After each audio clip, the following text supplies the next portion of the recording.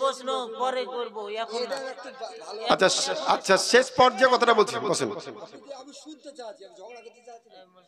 শোনার বিষয়টা এই চালু বিতর্কমূলক অনেক সমস্ত বিষয়, মূল বিষয়কে ভুলে গিয়ে দেশের মাটিতে ছোট ছোট জিনিসকে নিয়ে শুধু গন্ডগোল ফ্যাসাদ। কেউ বলছে মিরাদ বন্ধ, দরুদ বন্ধ, সালাম বন্ধ, কিয়াম বন্ধ, হালুয়া বন্ধ, রুস বন্ধ, কেউ বলছে চালু, কেউ বলছে বন্ধ। এই চালু বন্ধ নিয়ে আমরা গন্ডগোলে শেষ হয়ে গেলাম। কথা ঠিক বলছি না ভাই? যে পথে আউলিয়া কেরাম, যে পথে সাহাবাই কেরাম দেশের মাটিতে যারা চলেছে, দ্বীন ইসলাম প্রচার করেছে কষ্ট করে, ইসলামের বহু বিষয়াদি আছে, সেই বিষয়গুলো রিসার্চ করে নবী মাটির মানুষ আর কিছু মানুষ ওইসব প্রশ্ন পরে করব এখন না। ভালো। আচ্ছা আচ্ছা, শেষ পর্যায়ে কথাটা বলছি, বসেন। আমি শুনতে চাচ্ছি, আমি ঝগড়া করতে চাচ্ছি না। শোনার বিষয়টা এই চালু বিতর্কমূলক অনেক প্রশ্ন করেন না। বিতর্ক ওই যেটা কোরআনে যা আছে সেটাই স্বীকার করতে হবে। আচ্ছা, আমি আয়াতে কারিমা তেলাওয়াত করেছি, তারই প্রেক্ষাপটে আমার বক্তব্য ইনশাআল্লাহ হবে। শেষে যদি প্রশ্ন মনে করেন, যত প্রশ্ন করবেন আমি সব প্রশ্নের উত্তর দিব। কিন্তু আজকে যেহেতু আপনাদের এটা প্রশ্ন উত্তরের অনুষ্ঠান না, এবং অ্যাকচুয়ালি আপনাদের এটা ওই অন্যান্য জালসার মতো দুইজন বক্তা দিয়ে সারারাত্রি জালসা নয়, যেহেতু জীবনী বক্তার জালসা, আমি টু দি পয়েন্টের উপরে একটা বক্তব্যের সূচনার মধ্যে একটা কথা বলেনি যে গোটা বিশ্ব জগৎ তৈরি করার 14,000 বছর পূর্বে রব্বুল আলামিন সর্বপ্রথম কি তৈরি করলেন। হাদিসে কুদসি, আল্লাহ পাক হাদিসে কুদসি, ওই হাদিসকে বলা হয় যেই হাদিসের বর্ণনাকারী হন, যেই হাদিসের বর্ণনাকারী হন রাসূলুল্লাহ, আর হাদিসের বাণী হয় আল্লাহর। আল্লাহর বাণী নবীর মুখ দিয়ে প্রচারিত দুই ধরনের বাণী। নবী আমার বলেন আল্লাহ আমাকে দুই ধরনের জ্ঞান শিখিয়েছেন। এক ধরনের জ্ঞান আল্লাহ আমাকে শিখিয়েছেন ডাইরেক্ট, আর এক ধরনের জ্ঞান আল্লাহ আমাকে শিখিয়েছেন মাধ্যমে। মাধ্যমে যেই জ্ঞানটা আমি পেয়েছি জিবরিল ফেরেশতার মাধ্যমে, যেই জ্ঞানটা আমি পেয়েছি ওটা হচ্ছে কোরআন। আর যেই জ্ঞানটা ডাইরেক্ট আল্লাহ আমাকে দান করেছেন ওই জ্ঞানটা হচ্ছে হাদিস। জোরে বলুন মুহাব্বতে সুবহানাল্লাহ। সুবহানাল্লাহ, সুবহানাল্লাহ। গোটা বিশ্ব জগৎ সৃষ্টি করার পূর্বে আল্লাহ পাক কি বলছেন দেখুন, কাউকে সৃষ্টি করেননি। আল্লাহ বলছে কুন্ত কানজান মাখফিয়া, আমি অতি গুপ্ত ধন ছিলাম, অতি গুপ্ত ধন ছিলাম, আমি গোপন ছিলাম। ফাহবাবতু আন আরাফা, ইচ্ছা করলাম আমি প্রকাশিত হব। সুবহানাল্লাহ, বেশক ইচ্ছা করলাম আমি প্রকাশিত হব। অতি গোপন ছিলাম, গুপ্ত ধন ছিলাম, ইচ্ছা করলাম আমি আল্লাহ প্রকাশিত হব।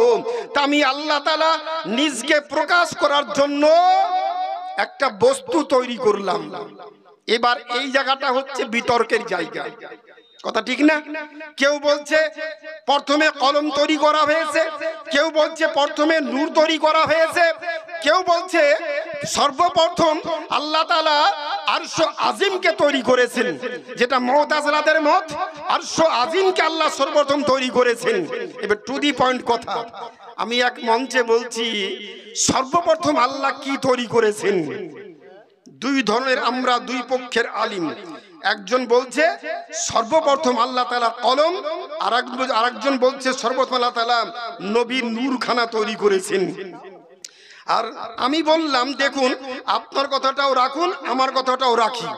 নবী আমার পবিত্র জুবানে কি বলেছেন? নবী আমার বলেন আফদালু মা খালাকাল্লাহু নূরি, সর্বপ্রথম আল্লাহ তাআলা আমার নূরকে তৈরি করলেন, আমার নূর দিয়ে বিশ্ব জগৎকে তৈরি করলেন। একজন ব্যক্তি আমার কাছে এসে বলছে হুজুর মসলা একবারে ক্লিয়ার। কি ক্লিয়ার? নদিয়ার মঞ্চের কথা। আমি বিতর্কিত কথা বলি না, কিন্তু আমাকে মূল কথাটা একটু ভেঙে বলতে হবে। প্রশ্ন ছোট্ট আকার আমি উত্তর দিব, আপনারা বুঝে নেবেন। একজন ব্যক্তি বলছে হুজুর মশলাটা ক্লিয়ার, এতদিন বুঝতে পারিনি, আজকে ক্লিয়ার বুঝে নিলাম। কি বুঝলে বলো? এইরকম একটা চারকোনা, এই রুমাল না, হাজিদের যে চারকোনা রুমালটা হয় না, হাজিদের সাদা রুমালটা, ওই রকম রুমাল সামনে এসে বলছে হুজুর এটা ধরেন, তাহলে ক্লিয়ার হয়ে যাবে। আমি কেমন করে ধরবো? ধরেন তো।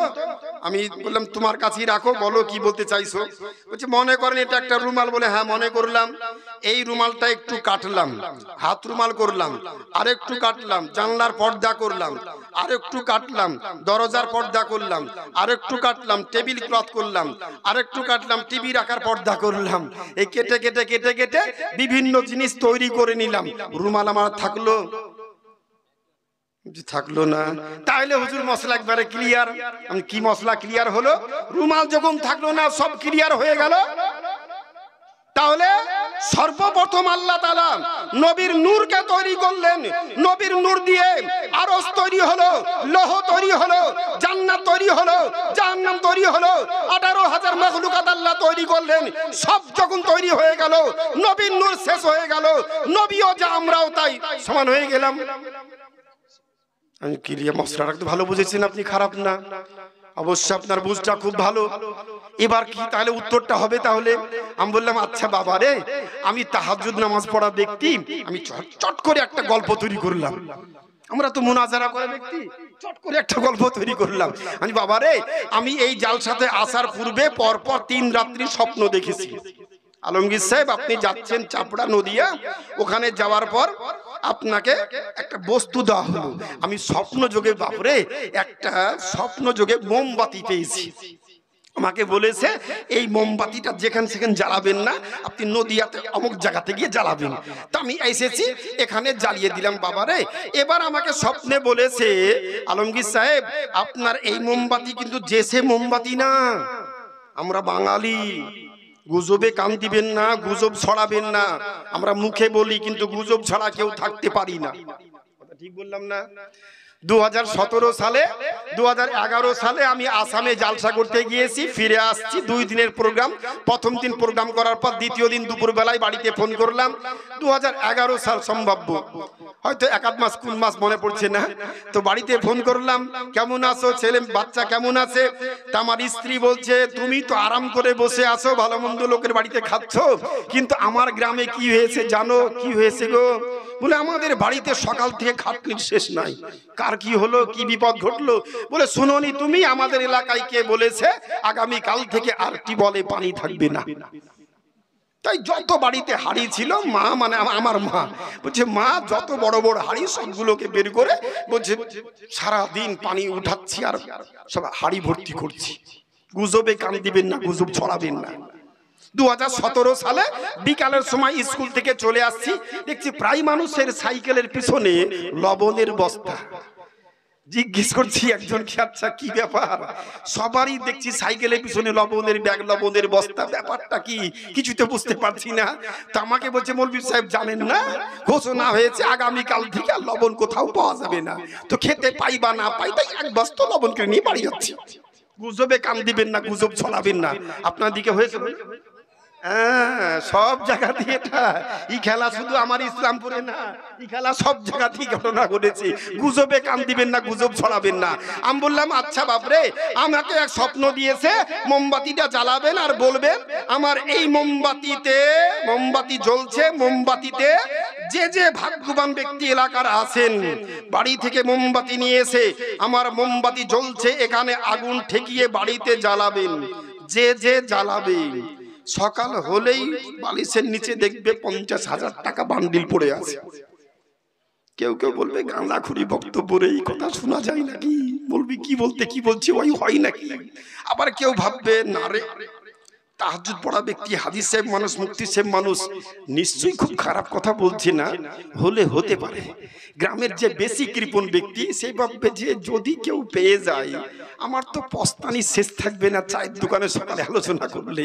তো নাতিকে বলছে, যা 5 টাকা দাম তো মোমবাতি ধরে নিয়ে যা।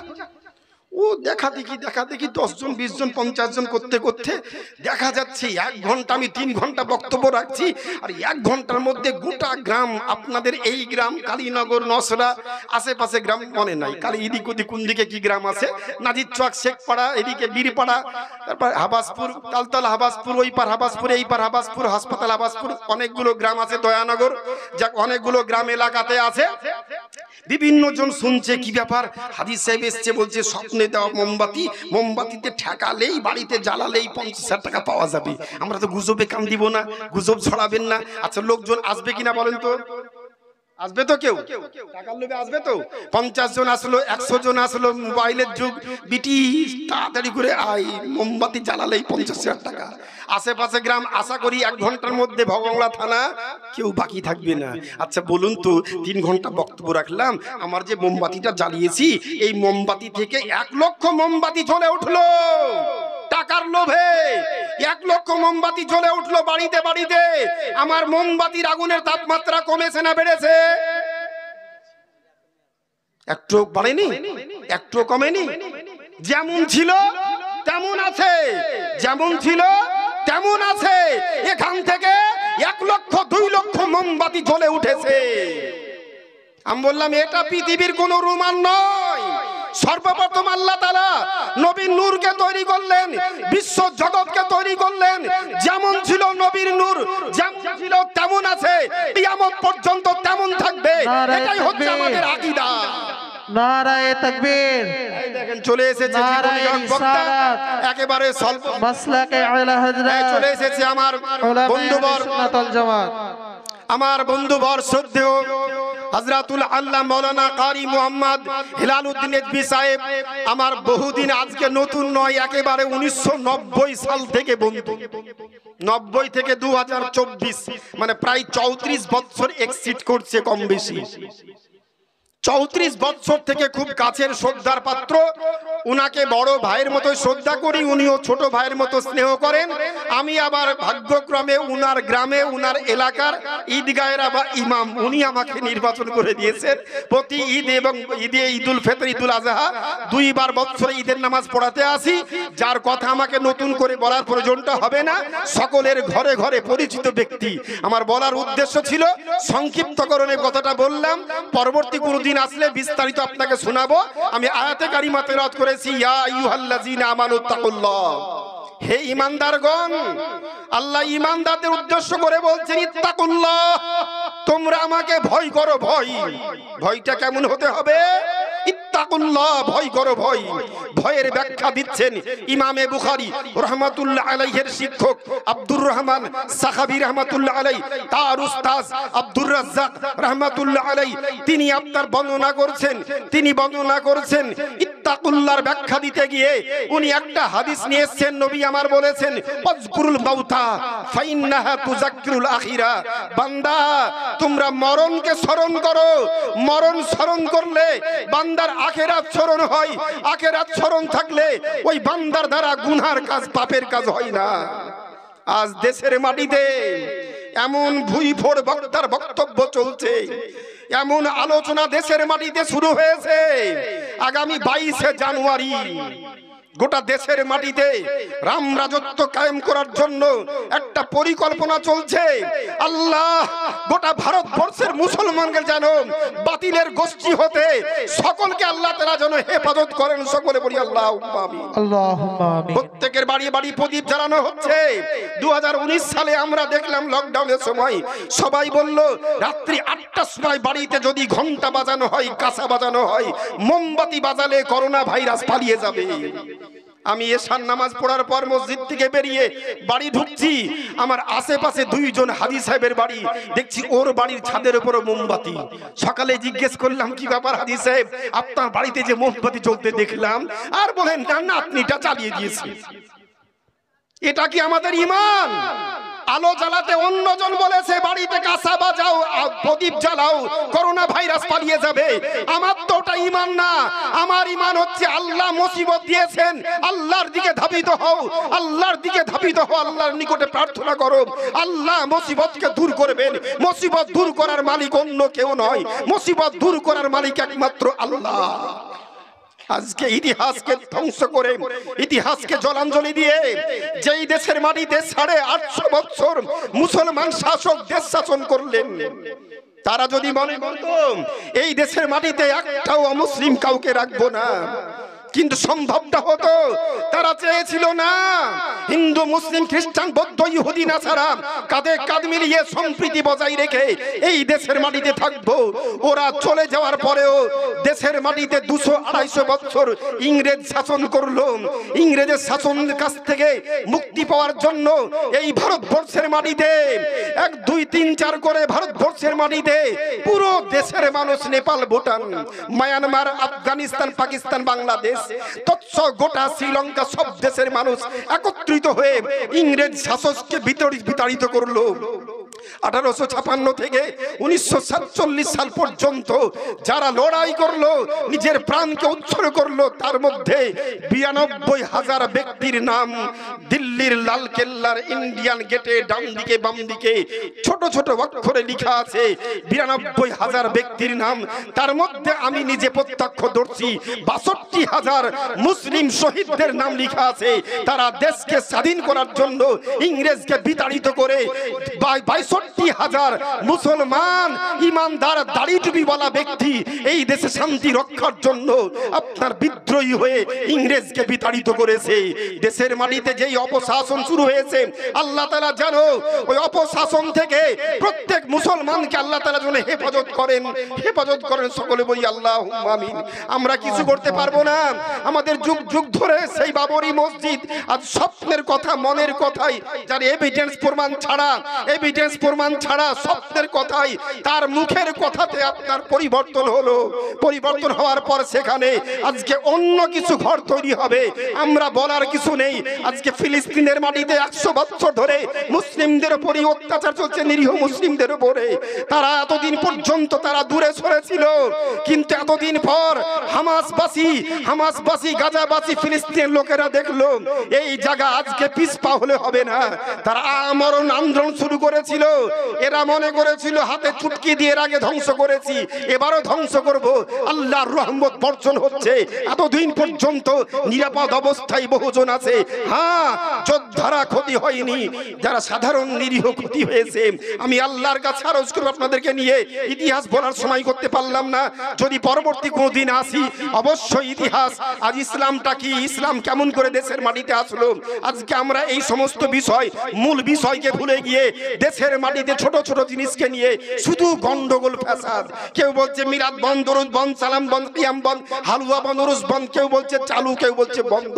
এই চালু বন্ধ নিয়ে আমরা গন্ডগোলে শেষ হয়ে গেলাম। কথা ঠিক বলছি না ভাই? যে পথে আউলিয়া কেরাম, যে পথে সাহাবাই কেরাম দেশের মাটিতে যারা চলেছে, দ্বীন ইসলাম প্রচার করেছে কষ্ট করে, ইসলামের বহু বিষয়াদি আছে, সেই বিষয়গুলো রিসার্চ করি, গবেষণা করি, আল্লাহ রাসূলের পথকে আমরা শক্ত করে ধরি। নিজের ছোটখাটো বিষয় কিছু থাকলে ওটাকে ছড়িয়ে ফেলে দিই। আমার কথা আপনার কথা আপন জায়গাতে রাখেন। আল্লাহ রাসূলের মুহাব্বতে নবী পাকের কথা, সাহাবায়ে কেরামদের কথা, আউলিয়াদের কথা, ওদের কথাকে পূর্ণ মান্যতা দিয়ে আমি আপনি সকলেই ঈমানি অবস্থায় ইহ জগৎ ত্যাগ করি। সকলে আরেকবার মুহাব্বতে বলি আল্লাহুম্মা আমিন। আল্লাহুম্মা আমিন। ওয়া আখিরি দাওয়ানা।